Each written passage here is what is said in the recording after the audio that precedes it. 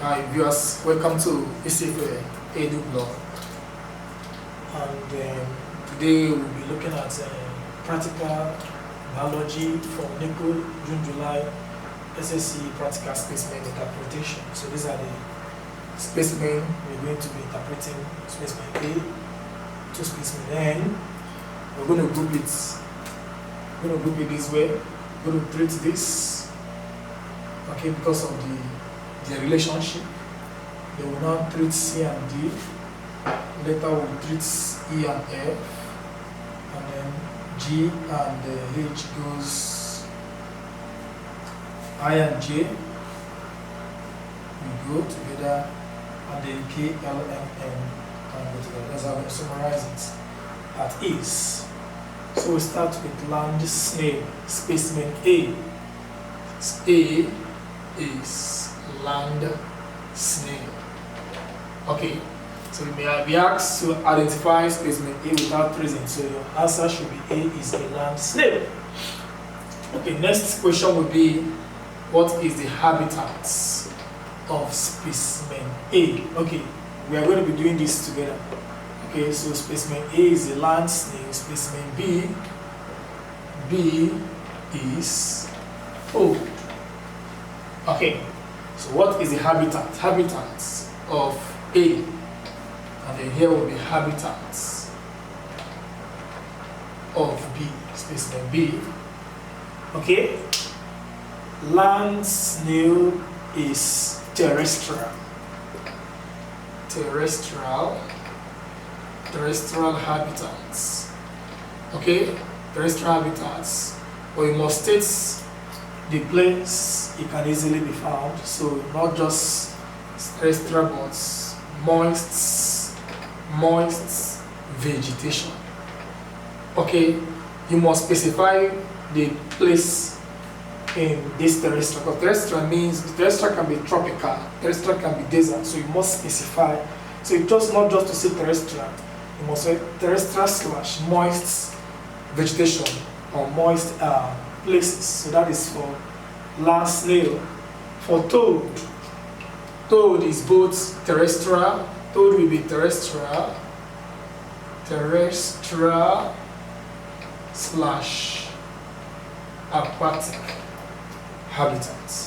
Okay, terrestrial / in terrestrial you most likely see it also in moist or wetland. Aquatic, you also state that fresh water. That is very likely where toad are found. So that is on that note. So specimen A is land snail. Specimen B is toad. Habitat of specimen A is moist vegetation. Habitat of specimen B could be both terrestrial and what? Aquatic. Mention a specific place. The terrestrial must be moist vegetation, and the habitat must be fresh or marine water. Okay, still on this A and B. The next is to look at their classification. Classification of A and B. Okay, let's say you have here A, this one for B. So let's start here with kingdom for A, phylum for A, class for A. Okay, so to which kingdom does A, last name, belongs? Okay, A belongs to Animalia, is an animal, so it can be plants, so it's Animalia. Okay, and then the phylum, snail belongs to mollusca. Please take note, this question is going to come out. It belongs to is mollusca, and then under mollusca, toad specifically belongs to the class called gastropoda. Please take notes. Gastropoda. Okay, now let me give you a reason why it belongs to. Can you give a reason why specimen A belongs to Animalia? Yes, it belongs to Animalia because they are all producers. They are consumer. They are consumer. They are consumers or dependent organisms. Okay, phylum mollusca. Yes, mollusca here, meaning that It is animal that has soft body, okay, with a shell that protect the soft body skin. Okay, then gastropoda is the nature of class of mollusk that have large shell. Okay, unlike octopus. Octopus is also a mollusk, but octopus belongs to different class with land snail. So this is on classification of land snail. So we go to toad. For toad belongs to the same class Animalia. That's this now B we are talking about. Belongs to class Animalia, then phylum to which toad belong. Toad belongs to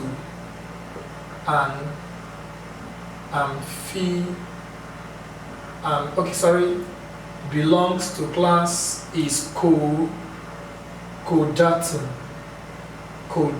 or Codata. Let's use the word Codata. Okay, this is for toad. Okay, then the class to which toad belongs is Amphibia. Okay, now the reason why toad is Animalia is the same reason why land snail belongs to this same kingdom. They are all consumers of dependent organism. Codata, animal with notochord, okay, or backbone. Amphibia, animals that can survive both life on land and in water. So this is on classification between specimen A and specimen B. Please take note, pause the video and find out the classification. Please always take note of these 3 points: Animalia, Codata, and the Amphibia. For specimen B, for specimen A, Animalia, Mollusca, and Gastropoda. Okay, one interesting question again that we're going to ask us is the diagram. Okay, we're going to look at the 2 diagrams of A and B. Then from the diagram, we'll now look at the observable features, okay, or some things that are characteristics you most likely see in the 2 class of animals. Okay, let's quickly look at the diagram of these 2 specimens, starting from large snail. Okay, one feature of land snail is position of large shell. Okay, the shell, so large. Okay, so large to this point.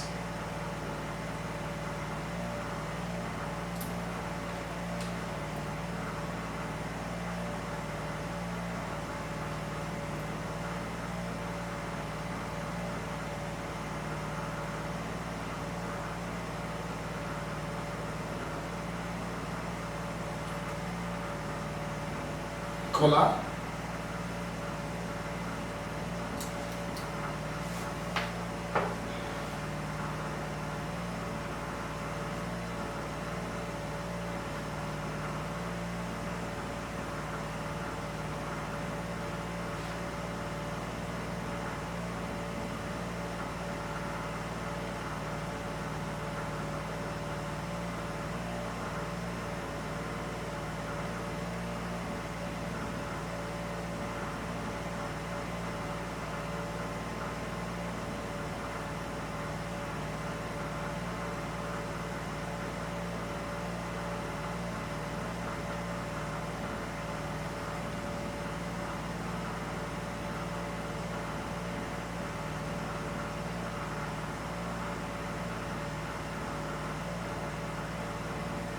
Okay, so that is a little sketch of a land snail. So this is the shell. Okay, shell. This is the long mantle or tentacle.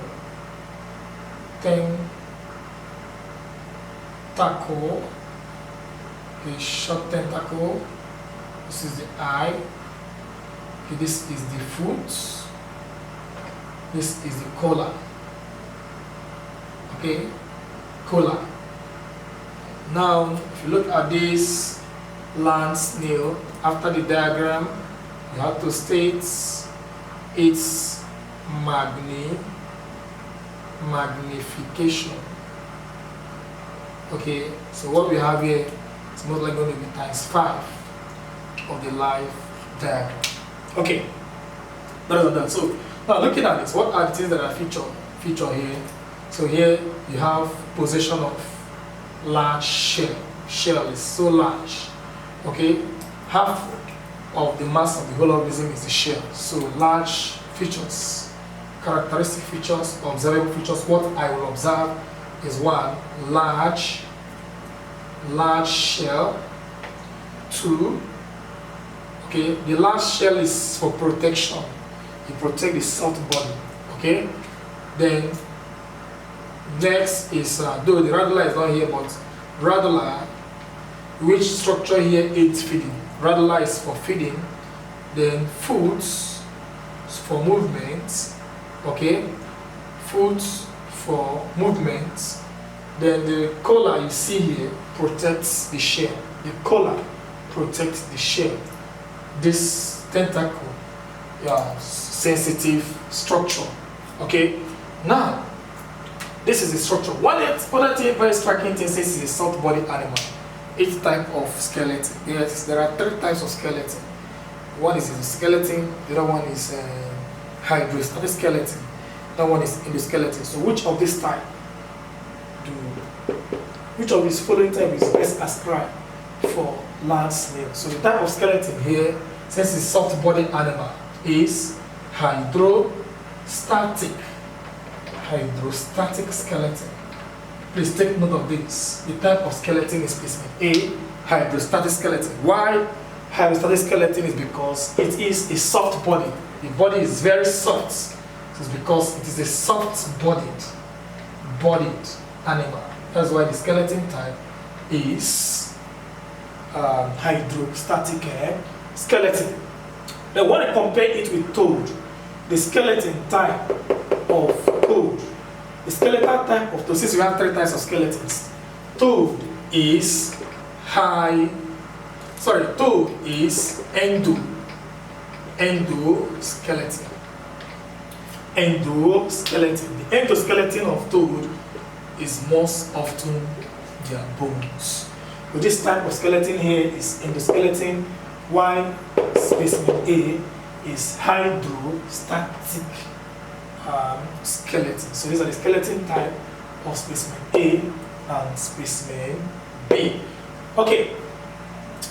Now I would like us to look at the structural differences and the structural similarities between specimen A and specimen B. The structural differences. Let's start with differences between A and B. Okay, now looking at the 2, you will find out that you look at A for snail, B for toad. 1, under snail, you see shell. So here there is what? Possession of shell. Here, shell is absent. Okay, there is no shell here. Okay. 2, web. Okay, here webbed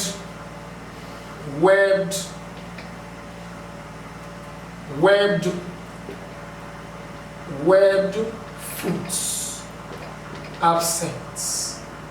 Okay, here presence of webbed foot. The webbed foots present in specimen B. So we're going to still look at the features of specimen B. Very important.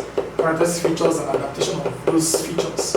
Okay, we're going to mention webbed foot there, which is enable the organism for swimming. So let's look at the differences structurally between B and A. Here, this has long. Okay. In A, there's there is a little bit of absence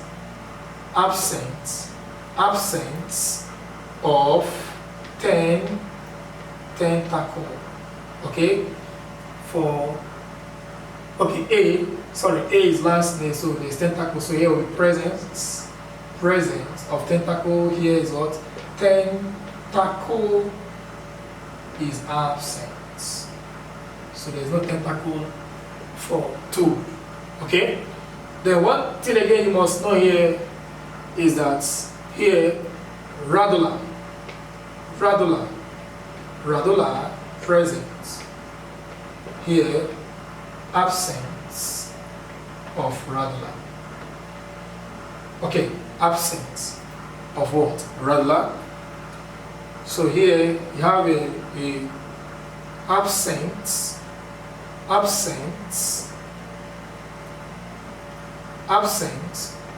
of hinge or absence of hindling. Okay, B, present of long hindling, as the case may be. So these are the structural differences between specimen B and A. But there's a lot of few similarities between A and B. Very few similarities. And similarities you don't need to tabulate. Similarities, all the similarities between A and B that is structural is that both possesses I. Okay? Okay. But here, the I here is bulgy. So for here, bulgy I, simple I. Bulgy I, simple I. But in terms of similarities, both possesses I. Both possesses mouth. Both possesses foot. Okay? So this comes as similarity between specimen A and B. Okay, let's go to characteristic features of specimen B. What are present? What are the features of specimen? What are those adaptive features of specimen B? Okay, let's list them. Very few of them. Okay, very few of them. Then you now make your choice if it comes out. Very few of them. I'll start. Anyone I know that I can state it's important. I'll state it. Anyone that it's important to give me a kind of a problem, I wouldn't want to state that. Okay, let me start with I. The I here is bulging. That means for toad. So bulging I. One of the characteristic features of toad is that there is bulging eye. The bulging eye is for wider vision. Okay, 2. You also notice that there is the skin is moist. Moist skin. Moist skin is for gaseous exchange or respiration. So I'll start with the first one. Bulging eye. Bulging eye. Please, what is it for? For wider vision. 2. Moist skin. Moist skin for gaseous exchange. That is cutaneous respiration. Okay. Then the next is long sticky tongue. Long sticky tongue for catching prey. Long sticky tongue for catching prey. Okay. Okay. Dull brown color of the skin for camouflage. Okay, for camouflage. Okay. Now if you look at the back leg of toad, that is the hind limb. That's that the hind limb is much longer than the front one. So it is for hopping. That's the one thing you see that. So most times you see toad hop from one place to another. So if he's hopping, he's not using the forelimb to land. Okay, hind limb to go up, the front one to land. So these are the things that you can also state as one of the characteristics feature of this. Okay, the forelimb is for landing, the hind limb is for what?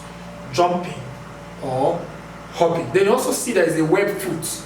The foot is like this. The foot is like this. Okay, the foot of the toad is like this. So the web, this is web foot. The web foot here is for swimming. Okay. So that's what enables it to swim while it's in water. Okay. So these are the characteristics. Also, you also have poisonous gland. Okay, for offense, for defense. That's why you see that's there. Okay, that is for these two groups of organisms A and B. So you must make sure you look at this picture, see questions between the similarity, differences. Okay. Based on looking at it. This is supposed to be practical biology. So when you see a toad and a land snail, one should be able to distinguish the two organisms. So let me quickly go to C and D. C and D. C and D. Okay, specimen C is spider, specimen D is crayfish. Okay, now let's start with their habitat.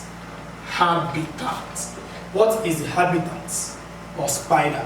Okay, you look up to most ceilings. You see it's ceilings. Okay, webbed ceilings, web on a ceiling, cupboard. So these are the places you likely see it.